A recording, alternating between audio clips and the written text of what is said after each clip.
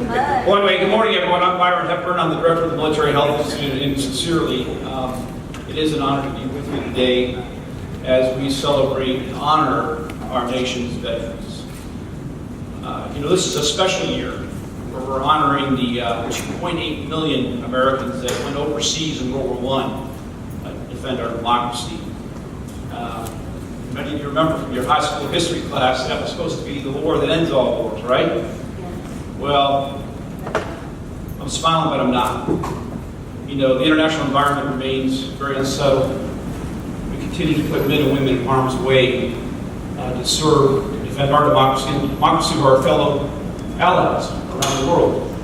And we have to honor them. It's fitting tribute that we do that. In our university, as you know, we have a number of veterans with us today. Mike Black is an Air Force veteran, our COO.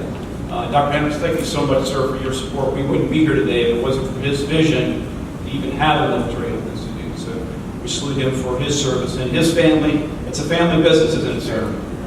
Your son-in-law is serving nobly in the Air Force, so we appreciate that. We have Dean Shelley with us today. I know there's the deans, and one of his professors, Dr. Paul Allen's going to be with us here in a few minutes. So let's give all these DBs a round of applause.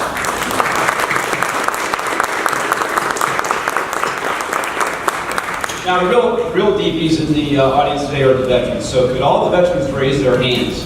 I mean, it's just amazing.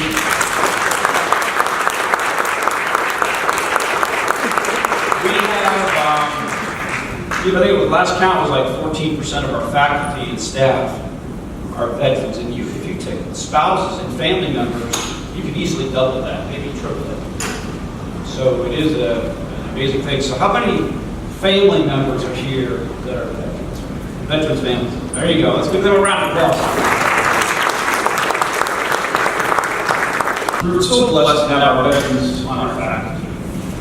They serve, they lead in informal positions of leadership, but they also lead in informal positions of leadership with their experience and their maturity.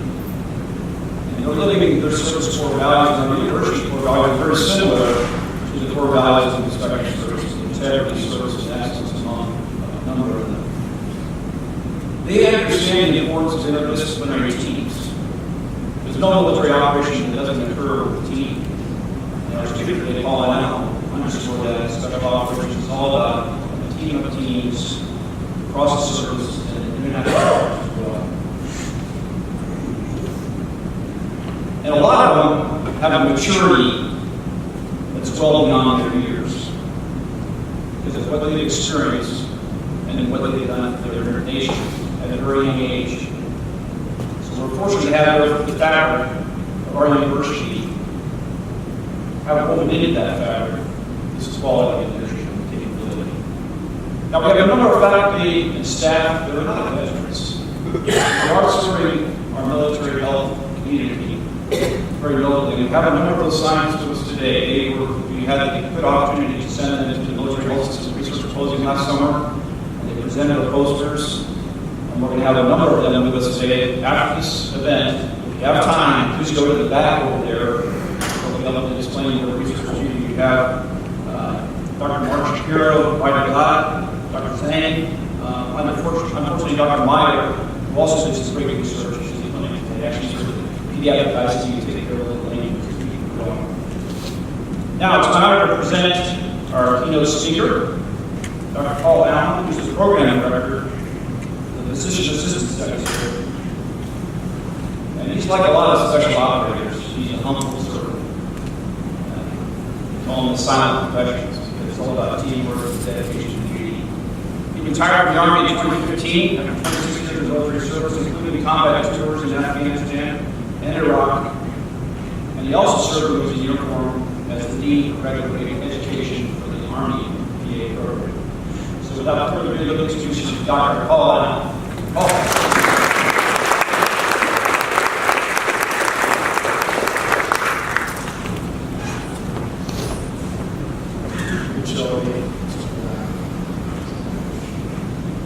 I'm honored and humbled to be standing before this audience today.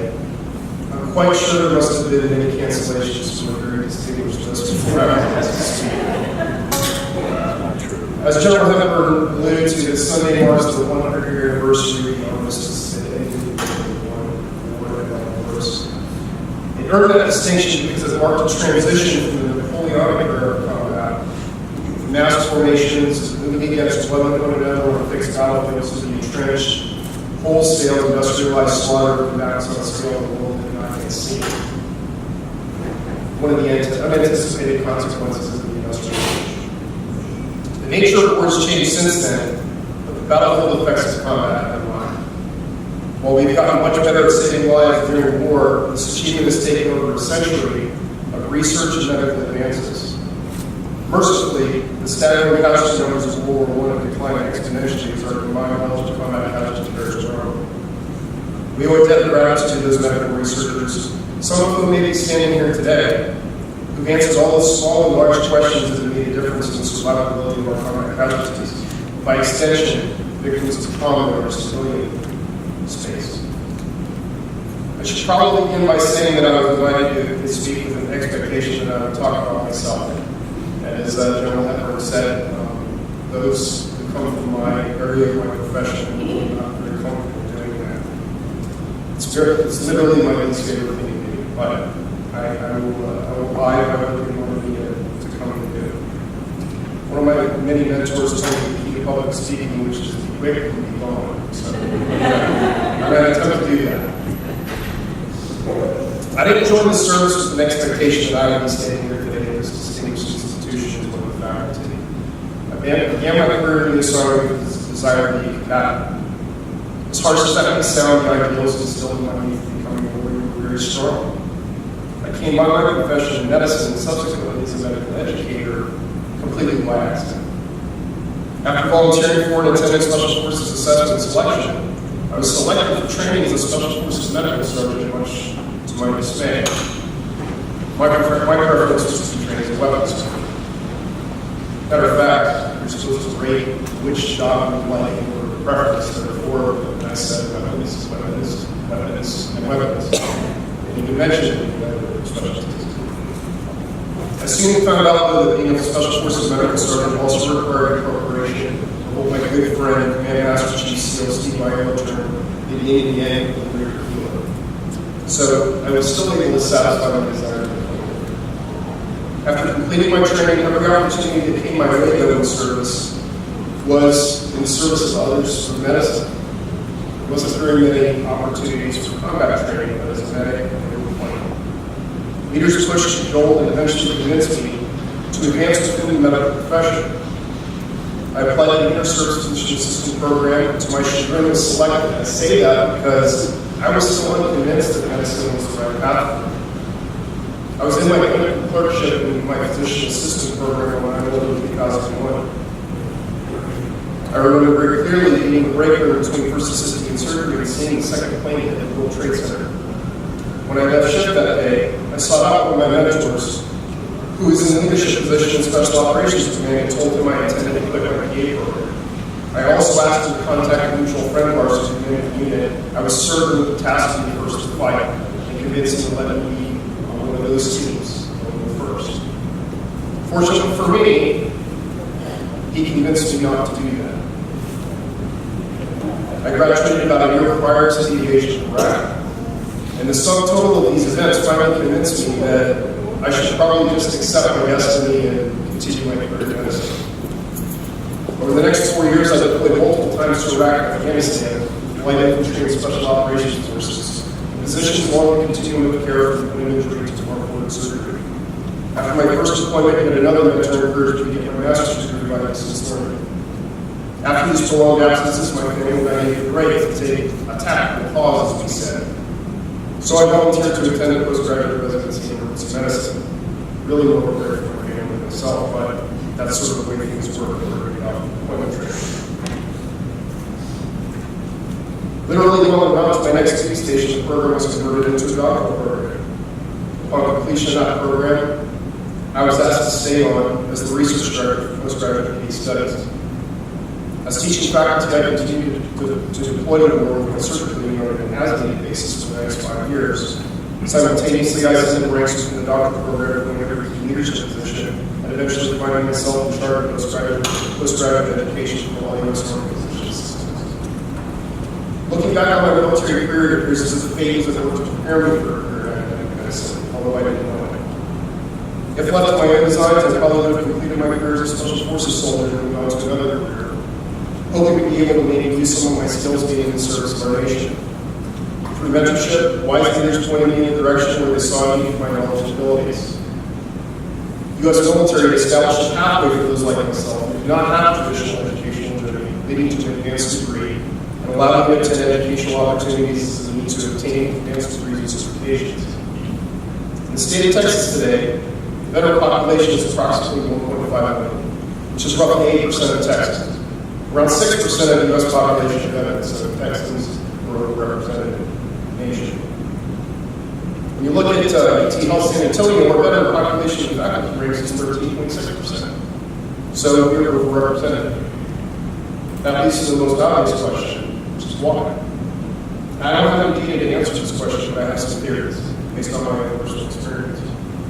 I would submit to you that the transition to UT Health San Antonio from the military is a natural progression. I think it can be safely said that veterans make the choice to serve others when they join. Healthcare providers make that choice twice when they join the service. When the service ends, some take jobs where the main objective is not obvious. And from my albeit anecdotal experience, those veterans are rarely happy. And I've talked about a few. When you unpack the reasons why, they relate to meaning and purpose. I think as human beings, it can be safely said that generally we tend to orient ourselves towards the meaningful. Those of us who have been given the opportunity of a medical professional in uniform can move very easily from national service to serving our local communities. I would also suggest to you that the processes used in the military are fairly similar. Veterans are hardwired to focus on their efforts towards the mission or goal of the units to which they are assigned. UT Health San Antonio's mission is to make lives better. As a part of that mission, our university created a military health institute to extend that mission to our military and other community here in San Antonio. Through the creation of the Military Health Institute, UT Health San Antonio has become an advocate for veterans and their families, and shown that our institution has made a commitment to serve active duty military veterans and their families in our community. As we reflect on the geopolitical situation today, we can see that there are still dangerous and committed enemies that wish harm to our nation. Although it's largely disappeared from the daily newsfeed, we have military personnel in Iraq, Afghanistan, and throughout the continent of Africa, fighting, being wounded, and sometimes paying the ultimate price to keep those threats at bay. We will always need those who are willing to answer the call and defend our great nation. The enemies we face today are no less evil than the enemies of our past. They are every bit as committed, and despite being largely asymmetric for that, they're just as lethal to our people. Those who defend us from those enemies deserve our support. We have a unique opportunity for our institution to serve those veterans who have served us after their service is over. There's a large percentage of military medical personnel who leave service with practical and relevant experience and training that can be applied to the civilian community, but lack advanced degrees to practice at the same level they are able to involve in service, or lack the resources to obtain those advanced degrees or certificates to progress in those professions. It is important that we continue to find ways to capture these veterans as resources for our institution and community, by creating pathways to ease their transition to a civilian career in medicine. Veterans have given us freedom, security, and protected the greatest nation on earth. It is very hard to put a price on that. What better ways does it show them that we remember them and appreciate their sacrifice? People often ask me why I chose UT Health San Antonio when I was service. As a matter of fact, I was asked this question in my interview. Why UT Health San Antonio? The answer is simple. This job provides meaning for my existence. It allows me to use my knowledge, skills, and abilities gained through my military service beyond the military. I see clearly the purpose of our university's mission to make lives better, and our mission in research to be teaching software. Ultimately, UT Health San Antonio is a place where I can continue serving others through educating our next generation of providers, serving San Antonio, the state of Texas, and our nation. Thank you.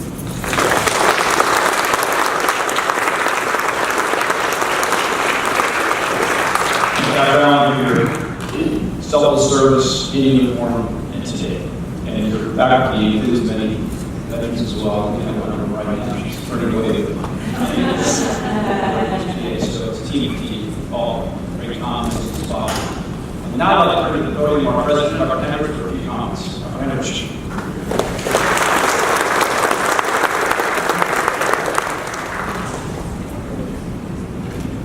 Thank you, Byron. Thank you, Paul. Good morning, everybody.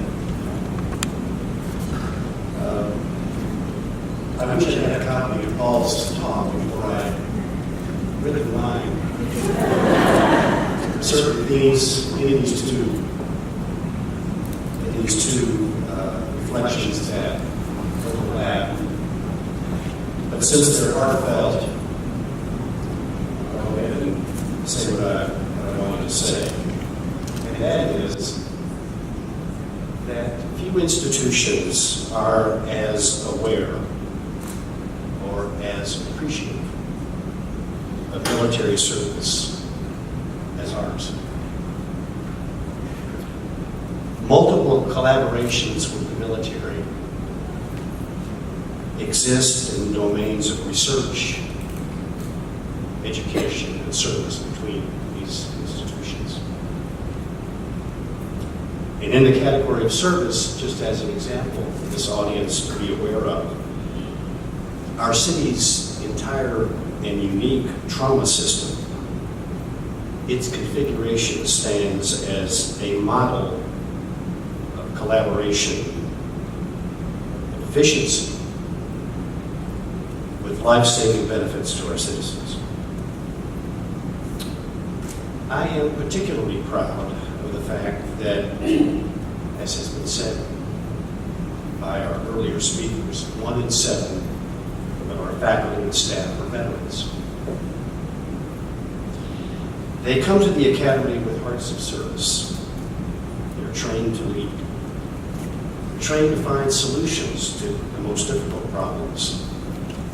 And in all of these cases, they're always respectful of everyone's views. And these talented veterans are, in the domain of medicine, superb teachers and clinicians.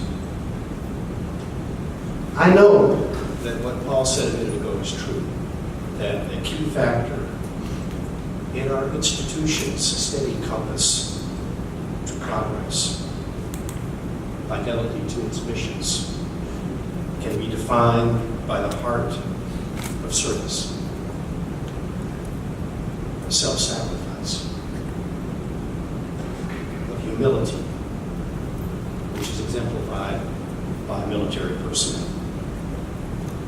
Simply put, they represent the best of us. And on this day, when we mark their sacrifices for our country, it isn't hyperbole to say they represent the best of all of us. Saying we are grateful to them does inadequate justice for the sense of affection and respect that we have for military servicemen and women, past and present.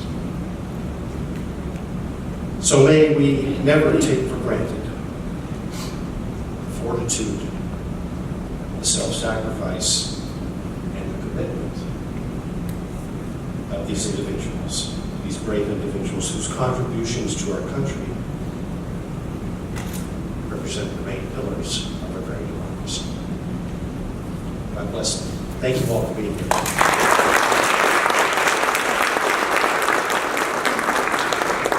Sir, we thank you for your vision, your dedication, and your selfless sacrifices individually and your family as well.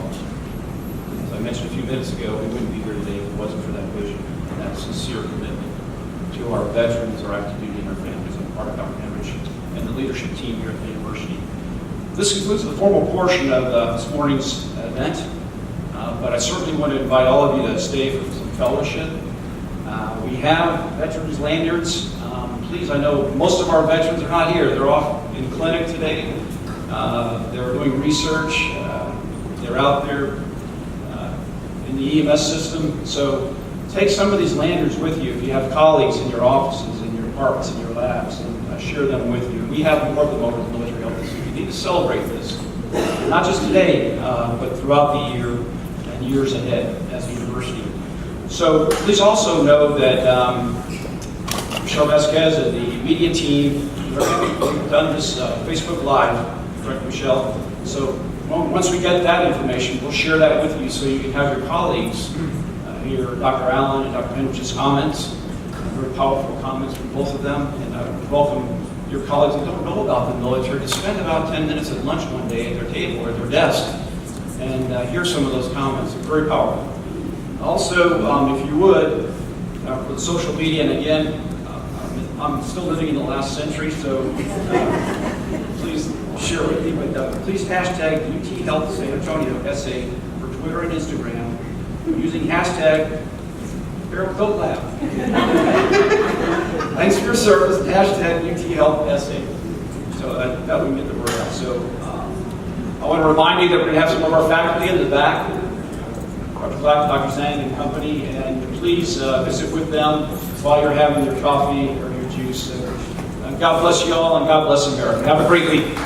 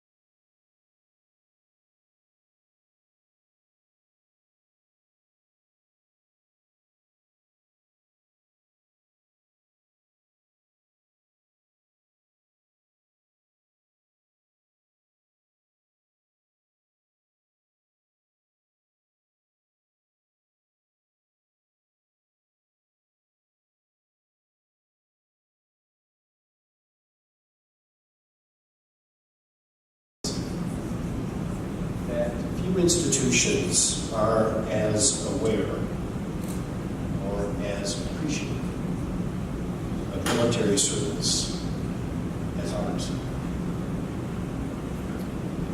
Multiple collaborations with the military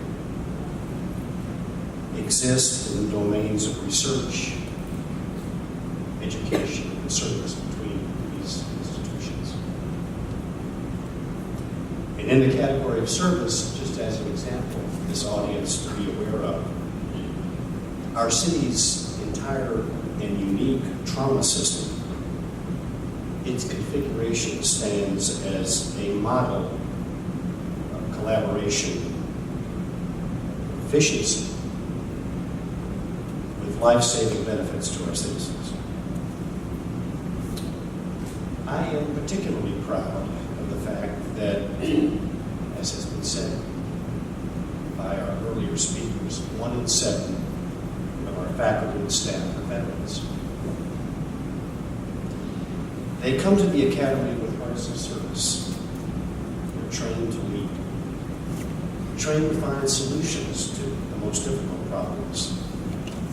And in all of these cases, they're always respectful of everyone's views. And these talented veterans are, in the domain of medicine, superb teachers and clinicians. I know that what Paul said a minute ago is true, that the key factor in our institution's steady compass to progress, fidelity to its missions, can be defined by the heart of service, of self-sacrifice, of humility, which is exemplified by military personnel. Simply put, they represent the best of us.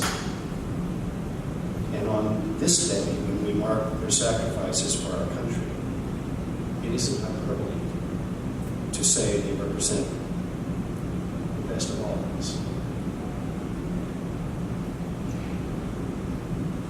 Saying we are grateful to them does inadequate justice for the sense of affection and respect that we have for military servicemen and women, past and present. So may we never take for granted the fortitude, the self-sacrifice, and the commitment of these individuals, these brave individuals whose contributions to our country represent the main pillars of our brand new democracy. God bless them. Thank you all for being here.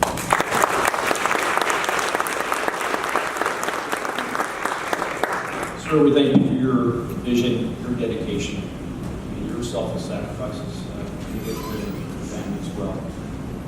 As I mentioned a few minutes ago, we wouldn't be here today if it wasn't for that vision and that sincere commitment to our veterans, our active duty, and our families, and part of our mission, and the leadership team here at the university. This concludes the formal portion of this morning's event, but I certainly want to invite all of you to stay for the fellowship. We have veterans lanyards. Please, I know most of our veterans are not here. They're off in clinic today. They're doing research.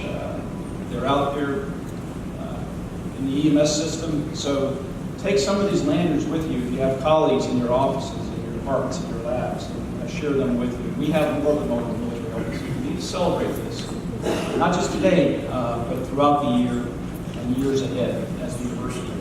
So please also know that Michelle Vasquez and the media team, we've done this Facebook Live, Frank and Michelle. So once we get that information, we'll share that with you so you can have your colleagues hear Dr. Allen and Dr. Henrich's comments, very powerful comments from both of them. And we welcome your colleagues who don't know about the military to spend about 10 minutes at lunch one day at their table or their desk and hear some of those comments. They're very powerful.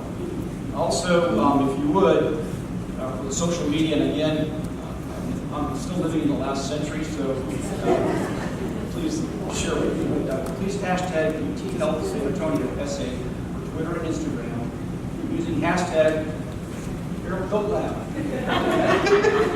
Thanks for your service, hashtag UT Health SA.